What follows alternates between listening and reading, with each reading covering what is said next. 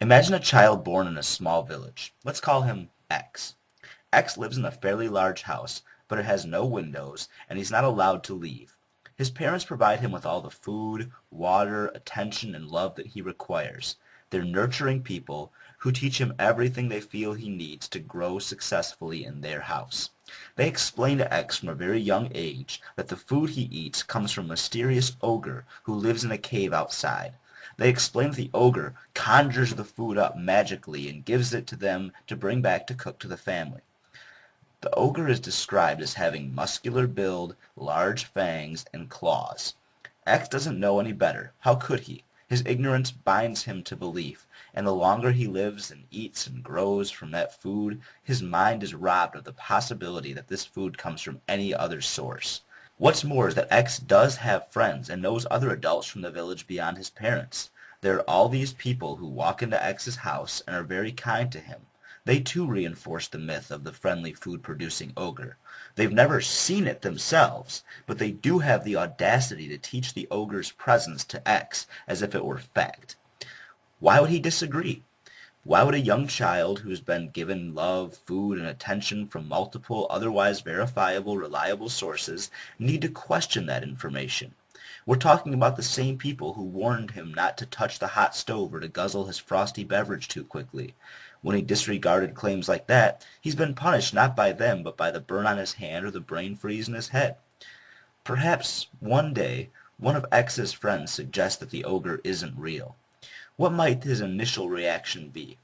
He might laugh off the remark, he might entertain the notion, or he might even punch his friend right in the face for making a statement that contradicts his ultimate source of love, nourishment, and knowledge. Odds are he'd be ineffably uncomfortable with the contemplating of that possibility that his ultimate knowledge source has been so fundamentally wrong about such an important issue.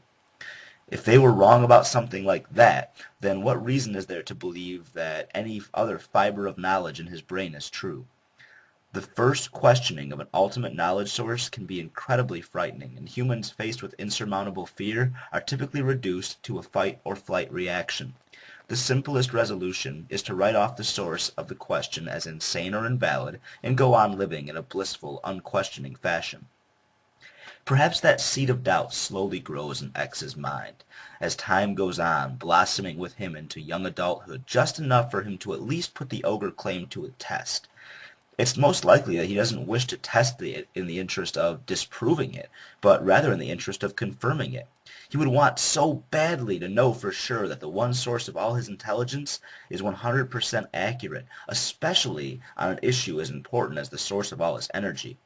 So perhaps one day X breaks out of the front door while his parents are gone, and his mind is flooded with the colors, shapes, and sensations of the outside world. He might be originally overwhelmed, but his brain would soon crave for more and more new input with his growing comprehension of just how big the world beyond his house is.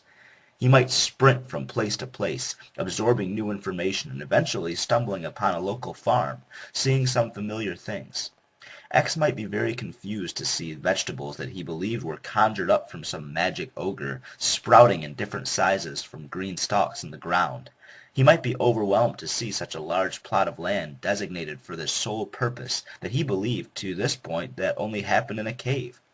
During this process, his mind might be limbering up for some serious mental gymnastics. His first concept to wrestle with might be his personal definition of a cave.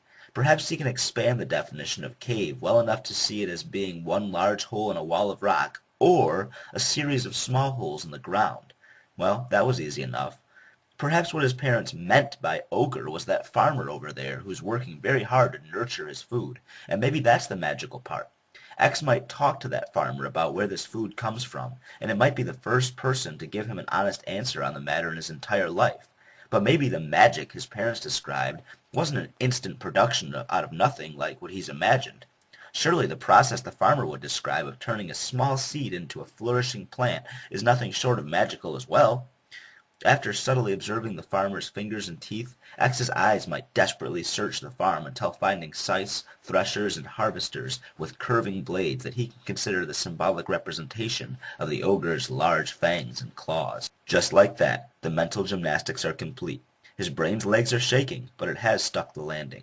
Just like that, reality has not contradicted his ultimate source of knowledge, but rather confirmed it. What's more, he might be heavily inclined to spread the word of his new discovery to others, to explain that the ogre is even grander than what people can imagine, and they must listen to him if they wish to know the truth of the ogre's power, for he has seen it himself. In the back of his straining brain, that seed of doubt might be flourishing more than those plants on the contradiction farm themselves, but so is X's will to suppress that doubt. In the back of his mind, he probably knows that ogre story involves just as much manure as the farm soil beneath his feet. His two options of accepting the doubt and rejecting it, however, were an easy choice for his subconscious. Why risk feeling that the world has lied to him, including everyone he's ever loved and trusted?